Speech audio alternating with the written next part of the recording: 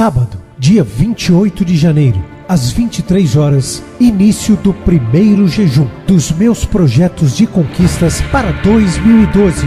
Ano de voar alto como a águia. 12 horas de jejum e oração, com o encerramento na reunião das primícias, às 9 horas da manhã.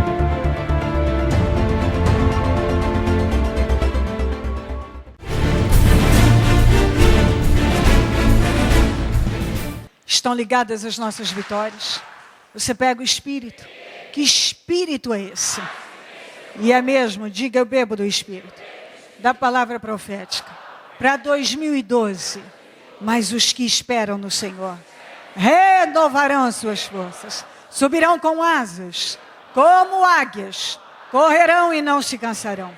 Caminharão e não se fatigarão. Amém? Sente-se, por gentileza, por favor. Minha gente, eu quero lembrar que sábado, às 23 horas, eu vou estar aqui abrindo o primeiro jejum dos meus projetos de conquistas para 2012. Nós vamos encerrar com a reunião das primícias, que tem início às 9. E nós vamos ter o primeiro batismo de 2012. O primeiro batismo. Então, aqueles que ainda não fizeram uma aliança com Deus, ou se um dia fizeram ainda no vício, sem saber o que estavam fazendo, sem direção, sem espírito, acerte a sua vida com Deus, faça uma aliança com Deus, ou renove a sua aliança com Deus. Nós estamos numa fé, e num propósito muito forte, na fé para vencer. É 2012, ano de voar alto como a águia. Não deixe brechas na tua vida. Se há, feche. Sabe, o diabo, uma coisinha pequena, ele vai alargando. E nunca termina bem. Nunca. Se você deixa o diabo entrar numa área da tua vida, pode acreditar que ele não vai ficar só naquela área. Logo ele vai assumir o controle de tudo. Então, nós vamos ter já o primeiro jejum, vamos ter a nossa reunião com o fechamento do jejum e depois teremos o primeiro batismo de 2012. Lembrando isso, porque às vezes a gente vê situações que não se desenrolam e às vezes a pessoa não se dá conta que há uma brecha ali, que há um impedimento. Tira e Deus vai poder agir livremente. Amém? Ok, nós teremos 4 referências para ler, então vamos ler um pouco mais. Vamos começar com Isaías 43, 18 a 19. Vou ler o 25, mesmo só para complementar, para lembrar.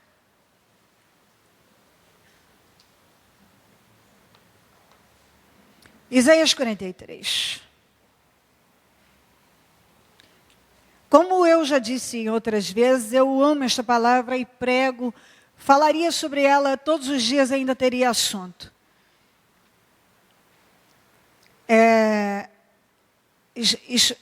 Se todos possuíssem esse entendimento, não protelariam, não empurrariam tanto suas vitórias. Isaías 43, 18 a 19, depois o 25. Esqueçam o que se foi, não vivam no passado. Vou ler a outra tradução também, que é Almeida. Não vos lembreis das coisas passadas, nem considereis as antigas. Vejam que estou fazendo uma coisa nova. Vejam, estou fazendo uma coisa nova. Ela já está surgindo. Vocês não a reconhecem? Até no deserto vou abrir um caminho e riachos no ermo. Quando você deixa as coisas do passado e deixa Deus fazer uma coisa nova, enxerga essa coisa nova. Então, se ainda que a vida esteja um deserto, e tudo muito seco e sem solução. O Senhor modifica tudo. Mas, do contrário, é muito complicado Deus poder agir. Como Deus age na vida de uma pessoa que não consegue viver o hoje, plantando para ter um bom amanhã. Muitas pessoas não conseguem virar a página da vida. Quantas pessoas que até hoje, elas vivem em função do que aconteceu na infância, na adolescência, na juventude. Elas estão na igreja, mas elas não são movidas por uma coisa nova. Elas foram chamadas para uma coisa nova, mas elas não conseguem abandonar o que é velho. Elas querem um bom amanhã, mas elas não conseguem viver o hoje, plantando neste hoje. Porque o que você planta hoje é o que você colhe amanhã. Eu posso esticar esse assunto, porque tem muito assunto. A pessoa quer uma vida nova, mas ela não abandonou as coisas velhas. Ela quer uma vida nova, mas ela não consegue parar de agir no passado.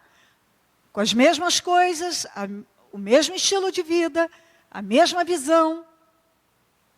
Ela não consegue.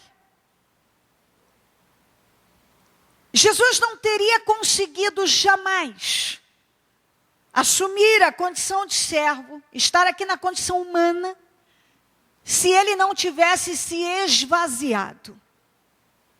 Isso é bíblico. Se você não consegue se esvaziar de tudo o que é velho e antigo, você jamais, eu disse jamais, vai conseguir construir uma vida nova. Jamais. Não vai. Por que tem pessoas dentro da igreja frustradas? Por que tem pessoas vazias? Estando numa condição de coisa nova, de viver o novo. Porque ela só se lembra das coisas velhas. Ah, eu não vou tentar isso porque já deu errado no passado. Ah, porque me disseram isso. Ah, porque sabe a minha mãe, o meu pai me disse isso. Sabe, porque isso e aquilo. Ah, sabe, porque eu já sofri essa decepção. Ou porque eu já vivi. Ah, porque eu aprendi assim. Ele está blindado, ele está entupido de coisas velhas. Mas ele vive falando que quer uma coisa nova. Mas ele não consegue se livrar das coisas velhas. Então a vida dele estava um deserto, continua um deserto, porque apesar de Deus tentar, lutar, trabalhar para mostrar coisas novas, elas surgem, mas a pessoa vai lá e abre mão. Quantas vezes tem uma coisa nova surgindo? Que é coisa de Deus, mas a pessoa se fecha, porque ela ainda carrega pensamentos e sentimentos, ensinamentos, educação e fé, tudo do passado. Ela não se livrou. É a mesma pessoa. Deus já falou com ela, para de falar de passado. Ela não para. Para de relembrar as coisas do passado. Ela não para. Para de viver em função do passado. Ela não para. Ela não para. Para de falar o mesmo assunto. Não para. Para de fazer as mesmas coisas que você fazia antes. Ela não para. Para de ser desse jeito. Deus já bateu, já falou isso. Bateu nesta tecla. Para. Você não para. Tem gente que não para. Quantas vezes Deus já falou a mesma coisa? Não viva mais de passado, não viva, esqueça o que se foi, estou fazendo uma coisa nova. Não há meio. Aí depois a pessoa culpa, não sei porque isso não sei porquê, não sabe o quê. Não abre mão das coisas velhas, fecha as portas para as coisas novas. Como é que vai viver coisa nova se toda vez que surge algo novo, vindo de Deus, você bate a porta? Você fecha? Não estou aberto para isso. não se esvazia das coisas velhas. E se você não consegue se esvaziar de coisa velha, jamais vai entrar o novo na sua vida. Quantas vezes nós batemos nesse assunto? Parece que não entra na cabeça de alguns. Tem gente que até hoje a linguagem dele, o vocabulário dele, a forma de se expressar é a mesma do passado. Se der, talvez, quem sabe, eu acho, não sei, talvez. Tudo que sinaliza dúvida, está levando para o lado da dúvida. Ai, não sei, ai, eu acho, ai, talvez, ai, quem sabe, ai, estou pensando, ai, me assustei. Ai, estou confuso, ai, estou perturbado, ai, não sei isso. É uma complicação para deixar entrar coisas novas, que é absurdo. E Deus fica trabalhando para a pessoa viver coisas novas na vida dela. E ela se fecha, e é a mesma coisa. Ai, não sei. Ai. Aí alguém da velha fé, da velha vida, do velho tempo, dos velhos tempos, vira para ela e fala algo. A opinião daquela pessoa de 500 anos atrás continua tendo peso hoje. E a de Deus não tem.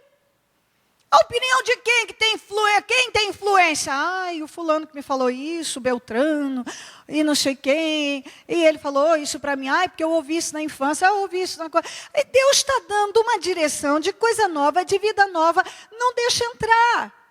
A pessoa está dentro da igreja, ouvindo coisa nova, sabendo que isso que funciona, mas a opinião, as informações, as ideias antigas, que não sei quem falou e não sei o que incutiu na cabeça, é o que prevalece. É o que prevalece. Tem gente que é assim, ó. Ele vem na igreja, Deus fala algo, mas que não sei quem, ele sai e fala outra coisa, ele fica com o que não sei quem falou. Não adianta nada. É perda de tempo. A pessoa nunca constrói nada novo na vida dele.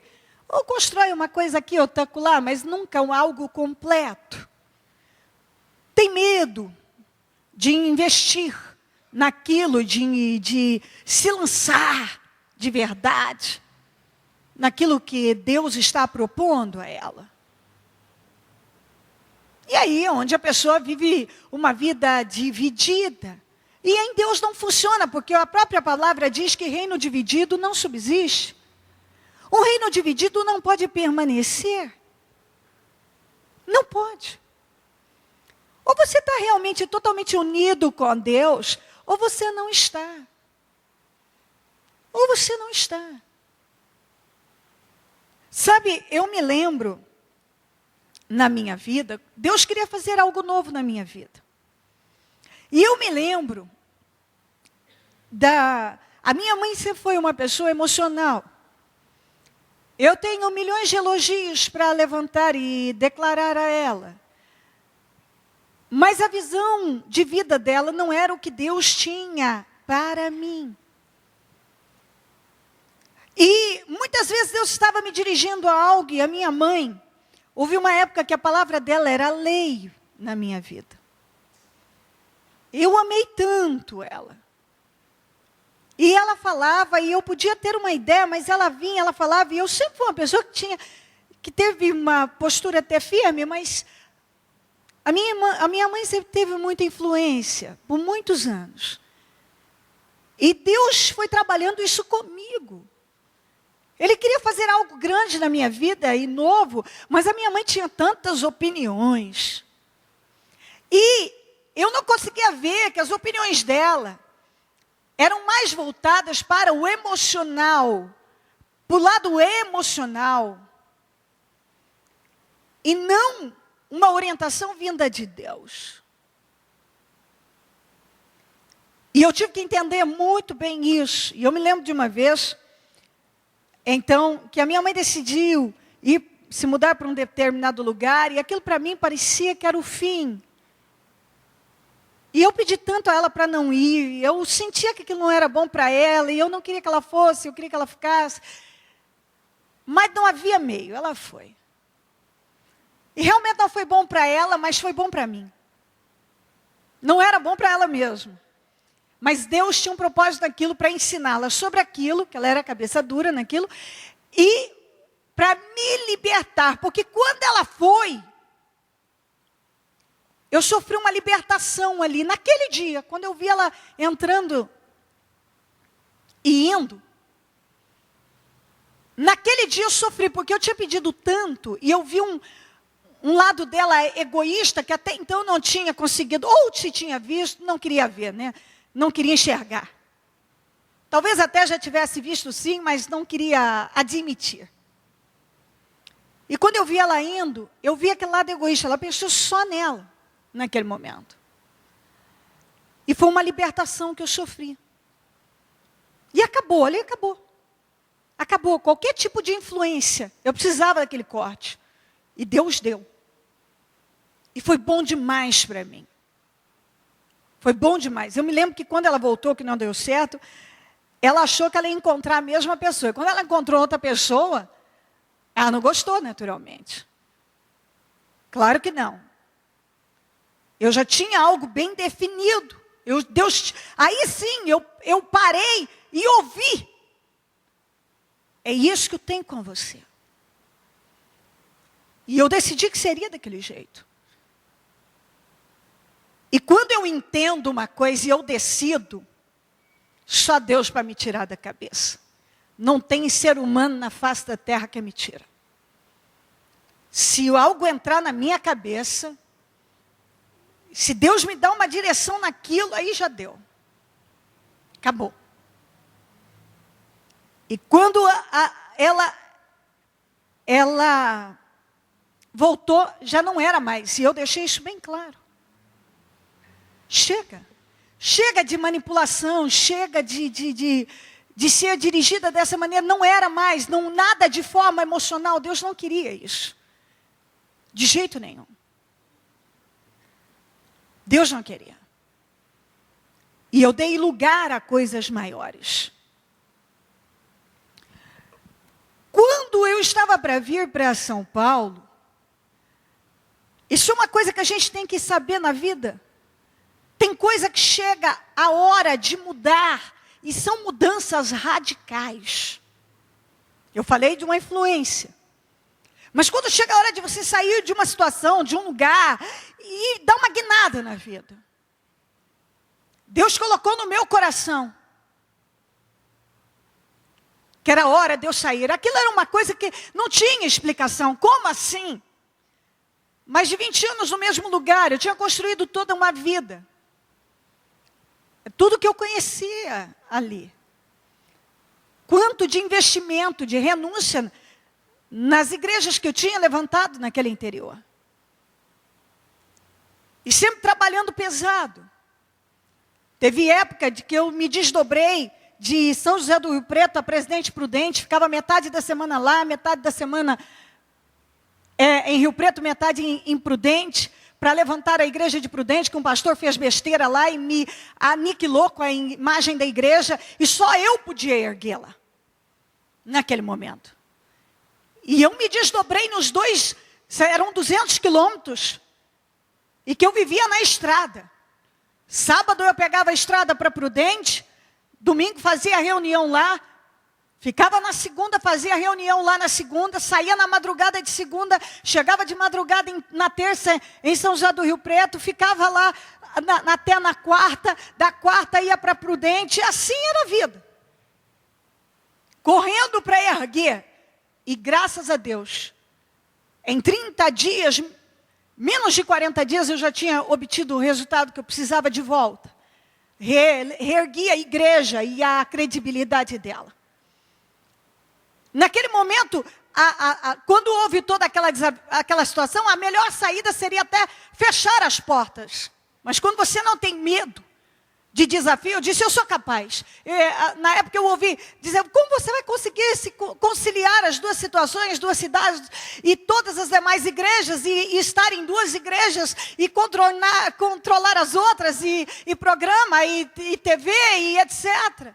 E jornal, e tinha 500 mil coisas. E eu fui e consegui. e ergui, deixei a igreja lá e coloquei alguém que conseguiu dar continuidade com credibilidade e etc. Passa-se os anos, Deus me coloca no coração, é hora de sair. Era uma coisa muito, naquele momento, maluco para todo mundo. Para todo mundo. E Deus me dirigiu de tal maneira que aqui estou eu. E cada dia que passa, Deus confirma e está mais do que confirmado na sombra de dúvida. E não há meio, nunca, nunca. O primeiro ano para mim foi um dos mais difíceis da minha vida. Porque era muito desafiador. Muitas coisas para enfrentar. Família que não queria estar, filho, era uma situação, era outra. Era o próprio desafio de estar enfrentando um lugar novo e tudo. Mas eu sabia que era Deus. Eu sabia que era Deus. Tanto era que quando eu toquei para Ribeirão Preto, passei uma noite lá, porque tinha uma ideia de iniciar um trabalho, Deus falou no meu coração, não é.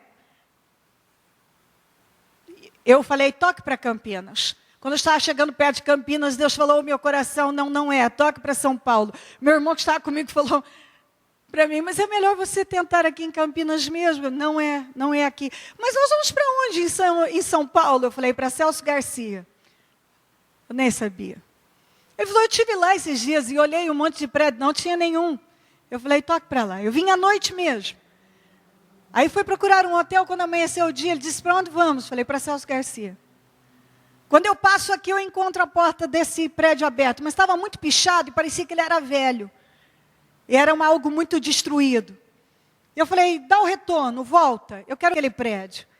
Resumindo para você, eu saí daqui com uma proposta que eu fiz nesse prédio. Ele não era velho, era recém-construído. Só estava judiado por fora. E eu de lá fechei negócio e naquele mesmo mês começamos a reforma. E aqui estou eu.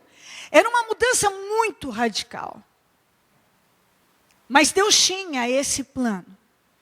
E você tem que ter essa flexibilidade na sua vida. Quando você anda com Deus, de cortar coisas na tua vida, de virar a página com o passado. E às vezes, como eu disse, influências de pessoas, de situações. E também, quando chega a hora de você partir para uma coisa nova, você não pode ter medo. Agora eu vou para as outras referências, devo ler todas de uma vez, porque daí eu já ilumino bem o entendimento. Mateus 5, 18 a 22.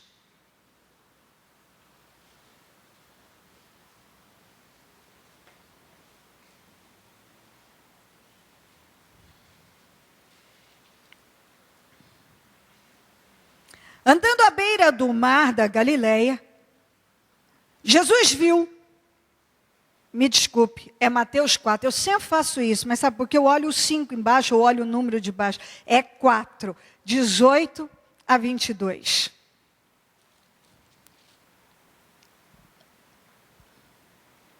Andando à beira do mar da Galileia, Jesus viu dois irmãos, Simão, chamado Pedro, e seu irmão André. Eles estavam lançando redes ao mar, pois eram pescadores. E disse Jesus, sigam-me, e eu os farei pescadores de homens. No mesmo instante, eles deixaram as suas redes e o seguiram. Indo adiante, viu outros dois irmãos, Tiago, filho de Zebedeu, e João, seu irmão. Eles estavam num barco com seu pai Zebedeu, preparando suas redes. Jesus os chamou, e eles, deixando imediatamente seu pai e o barco, o seguiram. Ok, vamos para Mateus 9, 9. Saindo Jesus, viu um homem chamado Mateus, sentado na coletoria. Ele era um cobrador de impostos, um publicano. E disse-lhe, siga-me. Mateus levantou-se e o seguiu. Ok, vamos para Atos 9.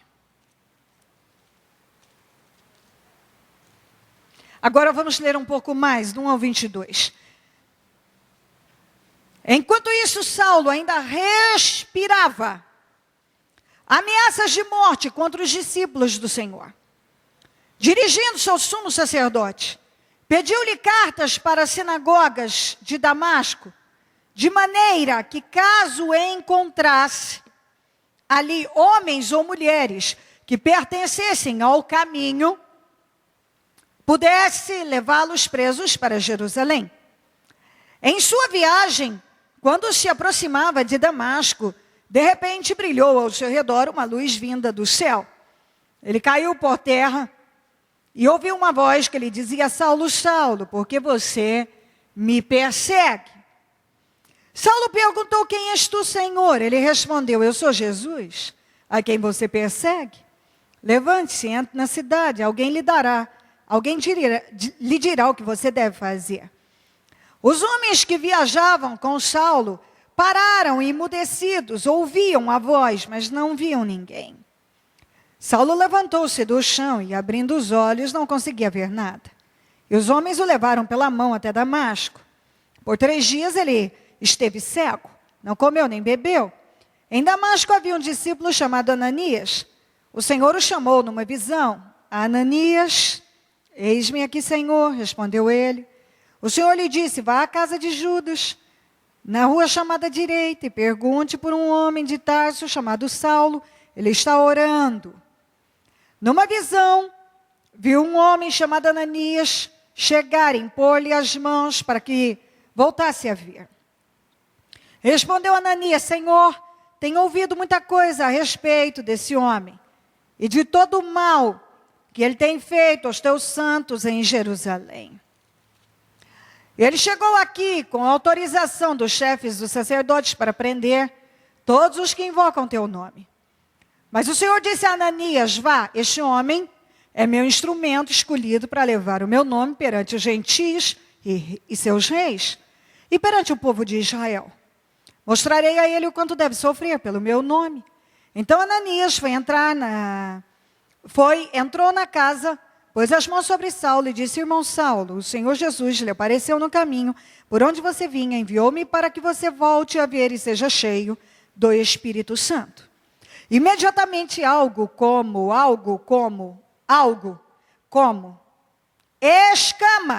escamas caiu dos olhos de Saulo. E ele passou a ver novamente. Levantou-se, foi batizado e depois de comer recuperou as forças. Saulo passou vários dias com os discípulos em Damasco. Logo, começou a pregar nas sinagogas que Jesus é o Filho de Deus. Todos os que o ouviam ficavam perplexos e perguntavam: não é ele o homem que procurava destruir em Jerusalém aqueles que invocam este nome? E não veio para cá justamente para levá-los presos aos chefes dos sacerdotes?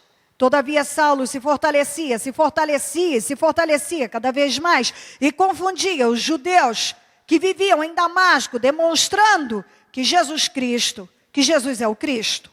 Amém? Você vê que aqui são 3 situações de mudança. E mudança radical. Bem radical. Vamos falar dos pescadores. Eram pessoas sem cultura nenhuma. Talvez até algum deles, ou talvez todos, não sei, nem alfabetizados eram. Eles não eram pessoas cultas. Mateus, que trabalhava na coletoria, já era um homem que trabalhava para o Estado. E tinha, sim, mais cultura. Tinha cultura.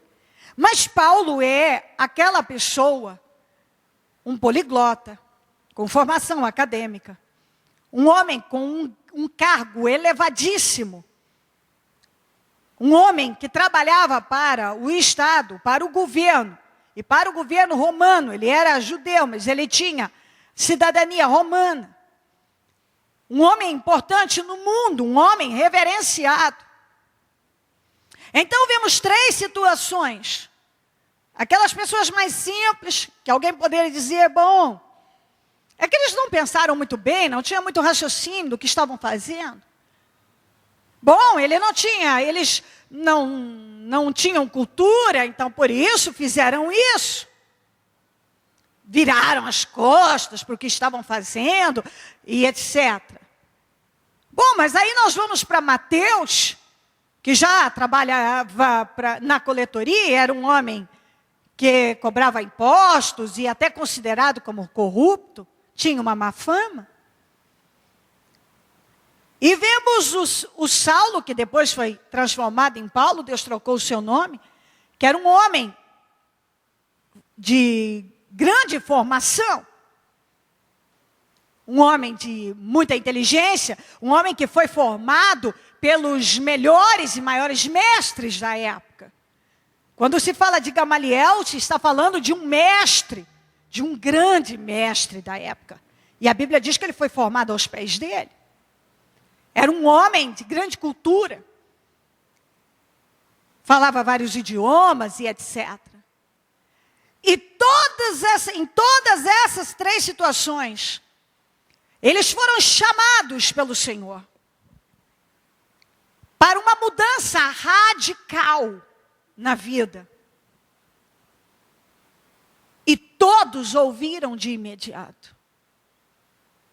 No caso dos pescadores, a Bíblia diz que eles lançaram as redes no chão e seguiram o Senhor sem questionar. No caso do Mateus, ele imediatamente se levantou da coletoria e seguiu Jesus.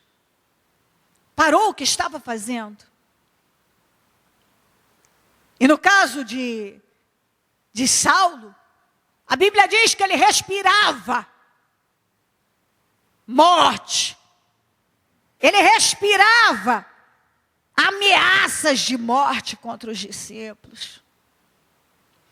Qual o espírito que havia nele? De matar, de prender, de espancar, de destruir com tudo aquilo que estava relacionado com Jesus Cristo.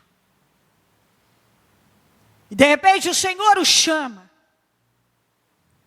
E ele não pode nem vir mais. E é levado para um lugar. E você vê que quando o Senhor fala com Ananias, fala que ele já estava orando. Quer dizer, algo já estava mudando dentro dele. E quando Ananias orou por ele, caiu como que escamas dos olhos. Por quê? Mostra que ele estava com a visão bloqueada. Ele tinha muito conhecimento, muita cultura, mas visão de Deus zero. E tudo que bloqueava a visão dele para as coisas de Deus caiu. Foi cheio do Espírito Santo. E a Bíblia diz que logo depois, ele já estava pregando sobre Jesus. Poucos dias antes, ele estava trabalhando para matar tudo que era relacionado a Jesus. Agora estava pregando sobre Jesus.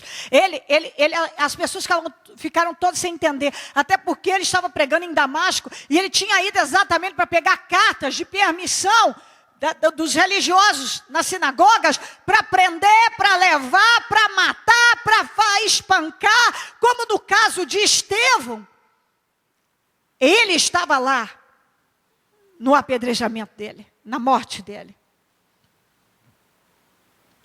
Nós estamos falando de mudanças e radical. E pessoas que ouviram o chamado do Senhor e não tiveram medo de sair de uma vida, de um estilo de vida, de um sistema, de abrir mão de tudo que faziam, que haviam aprendido, para viver uma coisa totalmente nova. Nós estamos em 2012 e eu creio, eu sei, está no meu espírito esta convicção, que Deus quer fazer muito, Ele quer fazer muito. E coisas novas, e Deus vem transformando a vida de pessoas, e Deus está determinado a operar coisas ainda maiores, e coisas novas, e surpreendentes, e aquilo que tinha gente que não esperava mais que pudesse acontecer na vida, e Deus está trabalhando para acontecer, e aquilo que a pessoa talvez já tinha até abriu mão, disse, não, vou abrir mão disso, porque isso não vai mais acontecer, e Deus levanta algo novo, e Deus quer fazer, e Deus está colocando aquele novo diante da pessoa. Deus está chamando, vamos, me siga, vamos fazer uma coisa nova, vamos fazer isto. E às vezes a pessoa se prende. E muitos deixam de viver coisas melhores e maiores. E o poder de Deus. Porque se intimidam. Porque estão tão aprisionados àquela velha vida, aquele velho sistema, aquela velha fé, aquela velha visão, aquelas influências, aquilo que ele acha, ou aquilo que alguém acha. Você vê que não tem a ver com cultura, tem a ver com fé. Porque aqueles que não tinham cultura nenhuma, aquele que tinha mais cultura e aquele que tinha muita, que era muito culto, muito estudado, muito. Um homem que conhecia o mundo, um homem que viajava, um homem que falava com todo mundo, um homem que não pedia, mas mandava, um homem que tinha influência, um homem corajoso, determinado, frio. Era um homem tão focado no que ele fazia. Tão focado. Ele vivia totalmente envolvido com o trabalho dele. Totalmente envolvido. E Deus o chama. 3 dias antes, ele respirava ameaças de morte, estava em busca de cartas para prender, matar e sabe-se lá o que mais. O povo de Deus. 3 dias depois, ele era um homem de Deus. Aí você diz, como isso pode? Pode. Pode. Tem gente que está há 10, 15. Eu conheço gente que nunca mudou. Porque não quer mudar. Tem gente que não quer mudar. Paulo era um homem que, quando ele entendia o que tinha que ser feito, ele fazia. Ele fazia. Ele tinha um temperamento extremamente forte. E ele colocava toda aquela força em fazer o que era devido, o que era necessário, o que tinha que ser feito. Quando ele entendia, ele fazia. Ele fazia o que ele acreditava. Tanto é que quando ele matava porque ele acreditava que tinha que matar. Quando ele passou a servir o Senhor, porque ele acreditou naquilo que foi colocado dentro dele. O Senhor falou com ele. E ele não teve problema de abandonar. É tão radical a mudança. É tão extremo, um lado para o outro. O homem que 3 dias antes odiava e matava tudo que era relacionado a Jesus, agora ama Jesus e anda com Jesus. E começa a pregar sobre Jesus.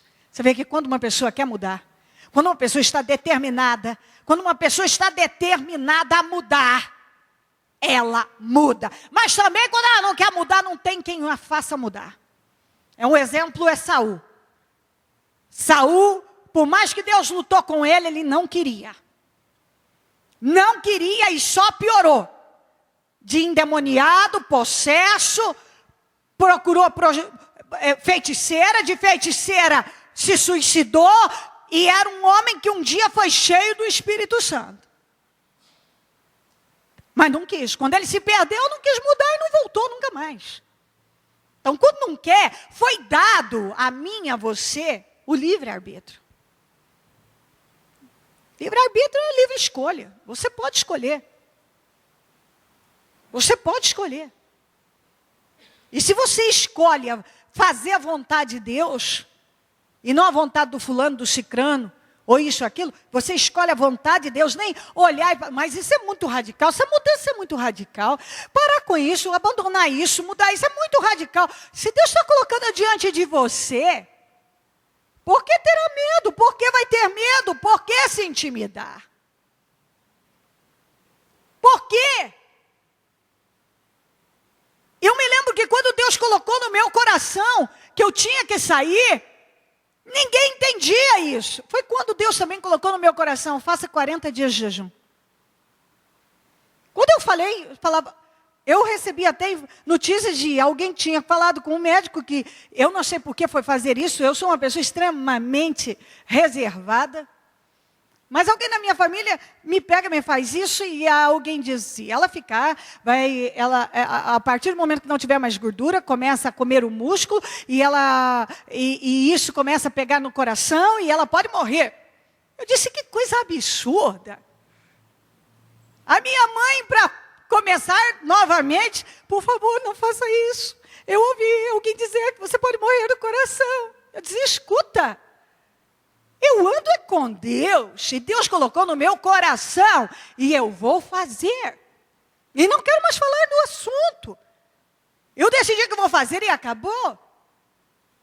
Foi a melhor coisa que eu fiz na minha vida. Aquilo foi um divisor de águas. Não aconselho ninguém sair fazendo isso aleatoriamente. Se você não se separar, realmente não vai conseguir. Tem que haver separação, 100% de separação. E eu me separei. E eu fiquei só eu com Deus, dia e noite. Foi quando eu escrevi o livro Mudança de Vida. Só eu e Deus, num lugar totalmente isolado. Eu tenho uma chácara há muitos anos, e eu fiquei lá, eu e Deus. E um cachorro misto que ficou lá comigo. Só nós dois. E Deus foi comigo. No meu primeiro dia de jejum, isso nunca acontece naquele lugar. Eu estava sentada numa cadeira de corda, de repente eu estava de costas, como uma distância, como daqui nesse vaso,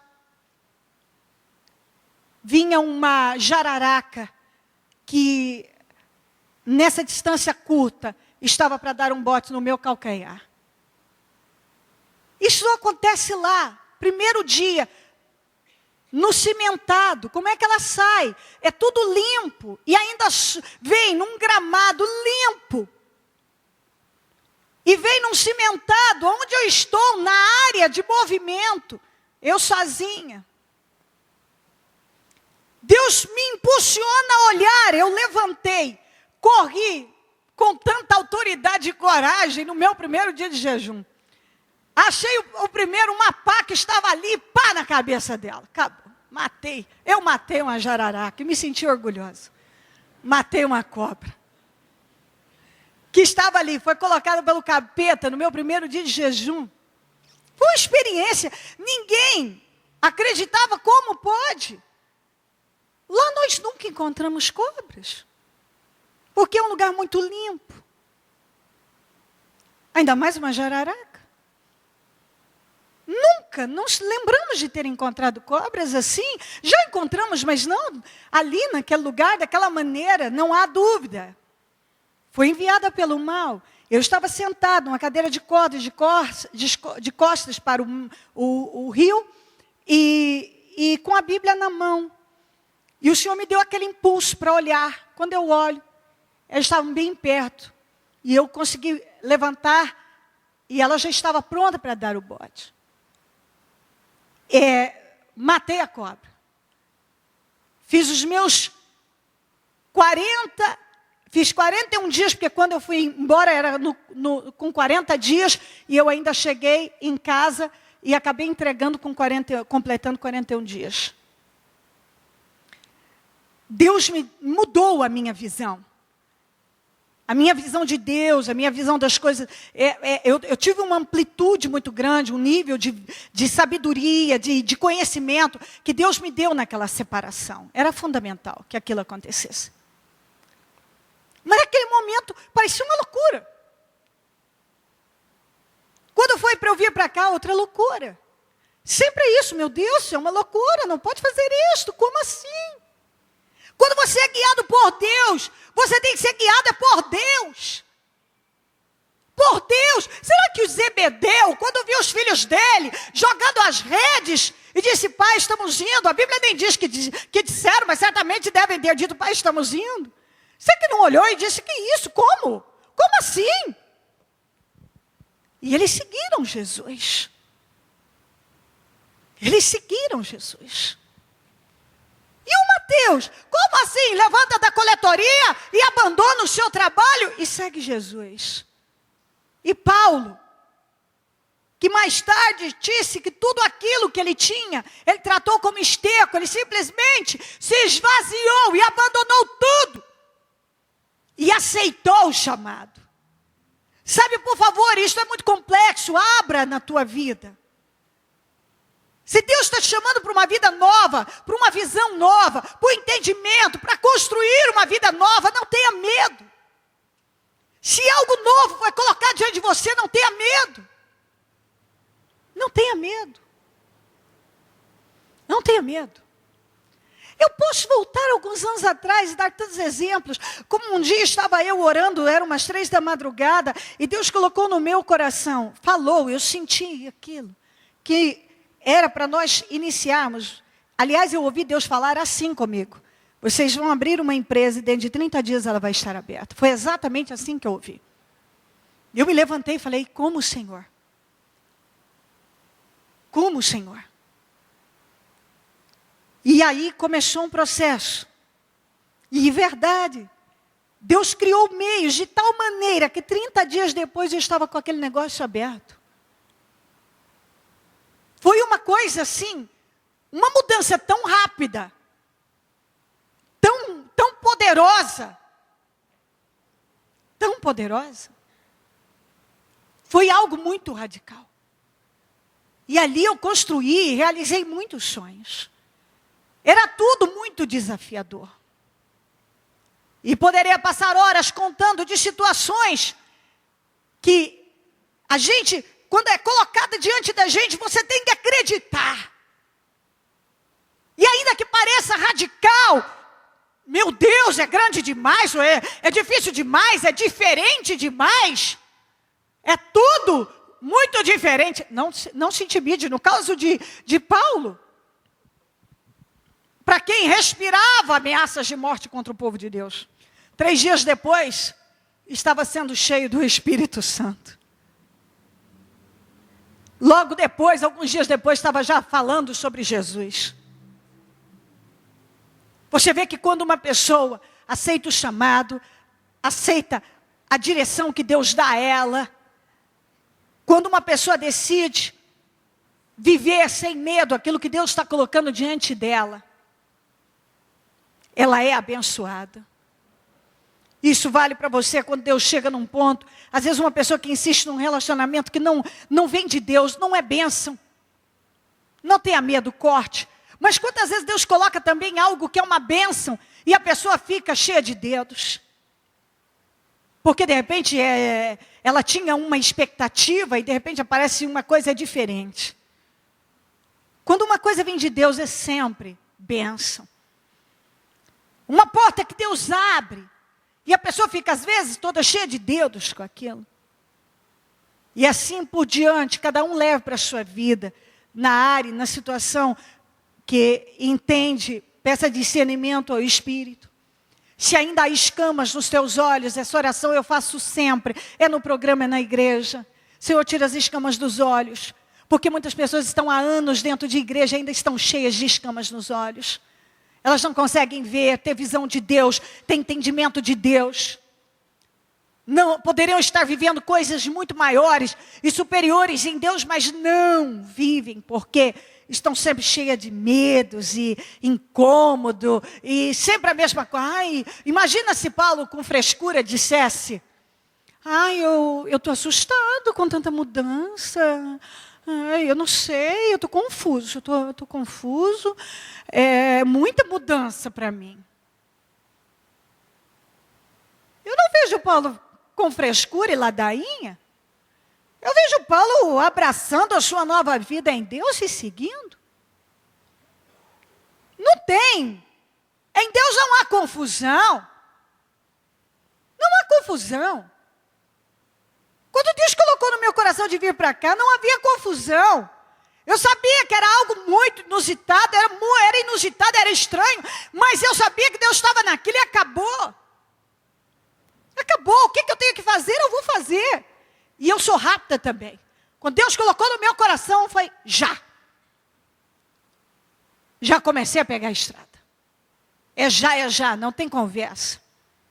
Eu não tinha nenhuma dúvida que eu já saí daqui com uma proposta assinada deste prédio. No primeiro dia eu botei o pé e fui embora naquele mesmo dia com a proposta nas mãos. Eu não tinha dúvida. Não havia dúvida. Porque não há medo quando você está em Deus. O amor de Deus toma conta do seu coração e a Bíblia diz que joga fora todo medo. Joga fora todo medo. Jesus jamais teria conseguido assumir a posição dele aqui na terra se ele não tivesse esvaziado. E muitas pessoas até hoje não se esvaziaram do passado, da velha fé, do velho sistema, da velha visão. Muita gente não se esvaziou das influências e ideias e sei lá o quê. Se o Senhor está te chamando para uma coisa nova, faça como Pedro, André, os filhos de Zebedeu, Mateus, Paulo. Vire as costas e siga seu caminho. Se Deus está colocando uma coisa nova, enxerga essa coisa nova. Se livre das escamas. Se é 2012 e Deus quer fazer mais na tua vida, e Ele quer, dê condições a Deus. Porque se você se fechar, como é que Deus vai fazer uma coisa nova na sua vida? Se você está fechado para coisas novas, se você tem medo, se você está cheio de dedos, se a opinião de alguém tem mais peso, ou se as influências do passado continuam tendo influência hoje. Quem deve te influenciar é Deus, a palavra de Deus e a direção do Espírito. Coloque-se em pé, por gentileza, com seu projeto no coração.